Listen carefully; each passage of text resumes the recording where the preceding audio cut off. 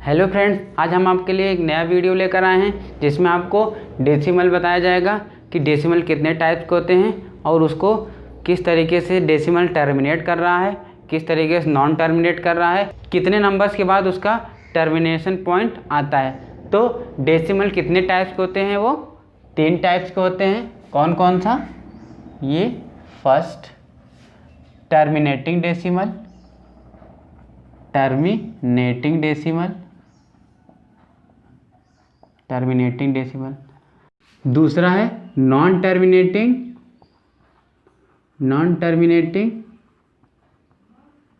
But recurring decimal.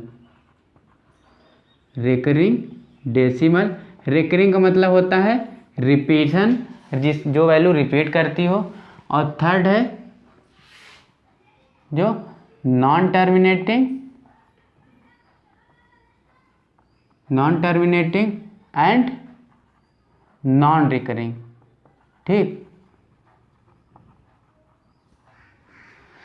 Terminating decimal मतलब वो value जो रिपीट न करे, कुछ नंबर्स के बाद, कुछ डिजिट्स के बाद वो ख़त्म हो जाए। मतलब एग्जाम्पल है 2.5 या फिर 0.387 या 0.584। इस तरीके से ये जो डेसिमल है वो, तो ये क्या हो जाएगा? ये टर्मिनेटिंग डेसिमल। टर्मिनेटिंग डेसिमल को हिंदी में क्या कहते हैं? अशांत दशमलव, अशांत। Non terminating but recurrent decimal मतलब होता है 5.2222। ये वैल्यू रिपीट करती हुई जाएगी। जैसे दूसरा एग्जांपल है 10.464646। इस तरीके से ये वैल्यू 0.287 इस तरीके से ये चलती जाएगी। इसका मतलब ये वैल्यू क्या हो रही है? नॉन टर्मिनेट हो रही है, इसके टर्मिनेशन पॉइंट नहीं आ रहा है। और जो लास्ट है वो non terminating and non recurring, मतलब जैसे कोई वैल्यू है 24896710253, इस तरीके से ये ना ही ये वैल्यू टर्मिनेट कर रही हो, ना ही वैल्यू किसी टर्मिनेट के बाद ये रिपीट कर रही हो, तो उसे क्या कहेंगे हम लोग? Non terminating and non recurring decimal. Recurring decimal किसे कहते हैं? रिकरिंग डेसिमल किसे कहते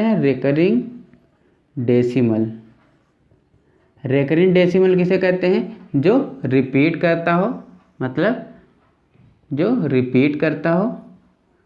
रिपीट जैसे कि 0.5 बार लिखा है। 0.5 बार का मतलब होता है 0.55555। ये वैल्यू रिपीट करती हुई जा रही है।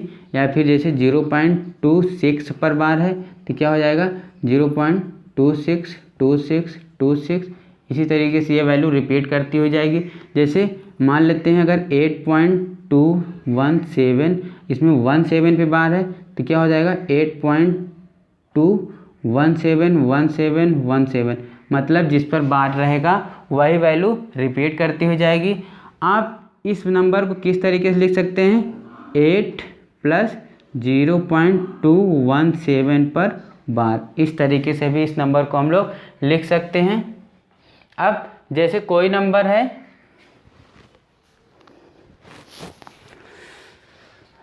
जैसे रिकरिंग डेसिमल जैसे हो गया कि 0.22222 इस तरीके से लिखा है।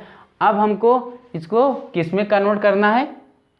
Convert in fraction. फ्रैक्शन में अगर हमको कन्वर्ट करना है तो हम क्या कर सकते हैं कि जो वैल्यू लिखी उसको पहले हम लोग x मानेंगे 0.2222। इस तरीके से इसको हम इक्वेशन फर्स्ट मान लें। फिर multiply by 10 in equation first, तो क्या हो जाएगा? 10x हो जाएगा। तो क्या हो जाएगा? 2.22। इस तरीके से वैल्यू रिपीट करेगी। अब अभी आपको हमने ये बताया कि इस वैल्यू को हम लोग इस तरीके से लिख सकते हैं, तो इसको हम लोग भी क्या लिख सकते हैं? 2 + 0.2222। इधर तो रिपीट ही कर रही वैल्यू, तो आप ये देखेंगे कि क्या हो जाएगा? 10x plus equals to 2 plus 0.2222 इस तरीके से। अब आपको इक्वेशन नंबर फर्स्ट से पता है कि इसकी वैल्यू क्या है, आपकी x के बराबर है, तो आप क्या लिख दें 10x equals to 2 plus x, तो x फिर इसको ट्रांसपोज करेंगे तो क्या हो जाएगा 10x minus x equals to 9x equals to 2, x equals to 2/9। तो इसकी जो फ्रैक्शनल वैल्यू है वो क्या हो जाएगी 2/9 हो जाएगी। इसी तरीके से हम लोग इसको फ्रैक्शन बनाते हैं। उसी तरीके से अगर ये क्या लिखा है x इक्वल्स टू 0.26 पर बार, इसका मतलब लिखा है x इक्वल्स टू 0.26262626 इस तरीके से वैल्यू रिपीट कर रही है। अगर इस नंबर को हम लोग कन्वर्ट करें फ्रैक्शन के फॉर्म में तो क्या हो जाएगा, इसमें मल्टीप्लाई बाई 100, तो क्या हो जाएगा 100x इक्वल्स टू 26.262626 इस तरीके से। फिर इस नंबर को आप किस तरीके से ब्रेक कर सकते हैं 26 प्लस 0.2626 इस तरीके से।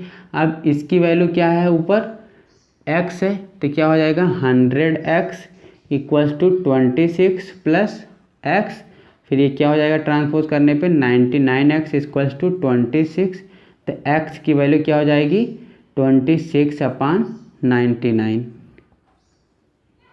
ये वैल्यू आपकी फ्रैक्शन के फॉर्म में आ जाएगी। अगर आप इस तरीके से सॉल्व ना करके डायरेक्ट आंसर निकालना चाहें, जैसे अभी आप क्या निकाले थे 0.5 बार को फ्रैक्शन में आ रहा था क्या 5/9, और ये क्या आ रहा है 0.26 बार के ऊपर क्या आ रहा है 26/99, 0.2 पे बार इसका मतलब 2/9। अगर 0.5437 इन चारों के ऊपर बार, तो इसका मतलब क्या हो जाएगा 5437/9999। जितने पे बार रहता है उतने 9 यूज़ किए जाते हैं, ठीक। अगर इसी पर क्या रहता है 0.5437, सिर्फ 437 पे बार रहता, तब आपको अगर फ्रैक्शनल वैल्यू कन्वर्ट करना था तो किस तरीके से करते, जितने पे बार, ये क्या लिखा है 5437, जितने पे बार, जिस नंबर के ऊपर बार नहीं है उसको क्या करें माइनस कर दें, उसके बाद जितने नंबर पे बार है उतने 9 यूज़ करते हैं हम लोग, मतलब 39, और जितने पे बार नहीं है उतना क्या रहेगा 0, तो ये क्या हो जाएगा आपका 5432/9990। ये हो गया इसका शॉर्ट ट्रिक, ये ट्रिक है। जैसे 0.268, सिर्फ इसमें 8 पर बार है, क्या हो जाएगा 268, वो नंबर लिख लें, फिर जितने पे बार नहीं है उसको माइनस कर दें 26 माइनस, उसके बाद जितने पे बार रहता है उतने 9, जितने पे बार नहीं रहता उतना 0, तो क्या आ जाएगा आंसर 242/900।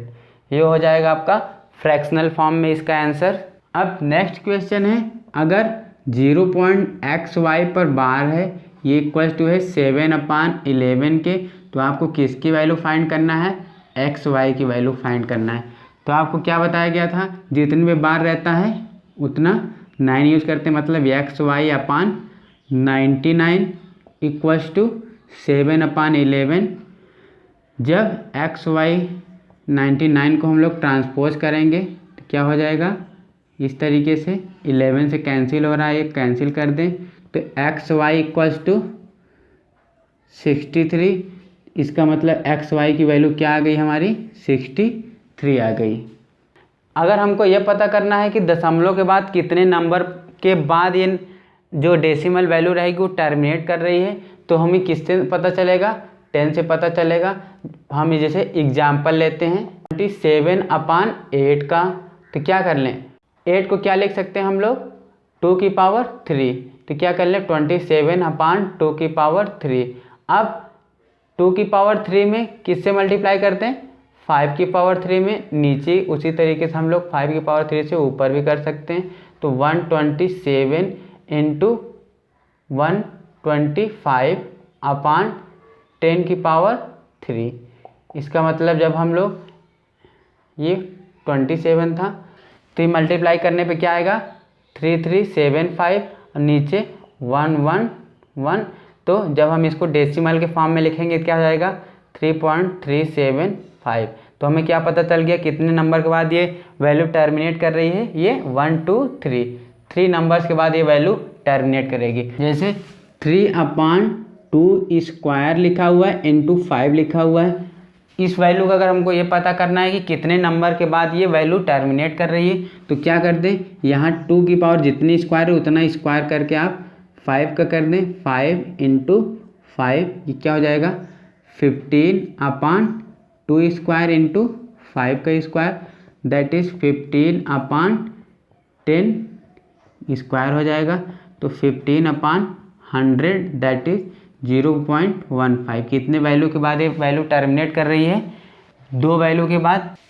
इसमें सबसे ध्यान देने वाली बात ये है कि जैसे कोई भी नंबर को अगर जैसे 2 की पावर a कर दे रहे हैं या फिर 5 की पावर b, इसमें जिसकी पावर ज़्यादा रहेगी दशमलव के बाद उतनी ही वैल्यू पर ये वैल्यू टर्मिनेट करेगी। अगर जैसे n/5 की पावर a है तो दशमलव के बाद a नंबर तक ये टर्मिनेट करेगी। अगर n/2 की पावर b है तो क्या होगी दशमलव के बाद b नंबर तक ये वैल्यू टर्मिनेट करेगी। और जब ये दोनों एक साथ हैं तो आप जिसकी पावर सबसे बड़ी हो, जैसे अगर इसमें b की पावर बड़ी हो a से तो ये b नंबर तक ये रिपीट करेगी। ठीक है, ये इसकी ट्रिक है। जैसे इसमें क्या लिखा है, ये 5 की पावर 1 था क्वेश्चन में, ये 2 था, तो कितने वैल्यू के बाद ये टर्मिनेट कर रही है और 2। इस तरीके से इसको हम समझ सकते हैं।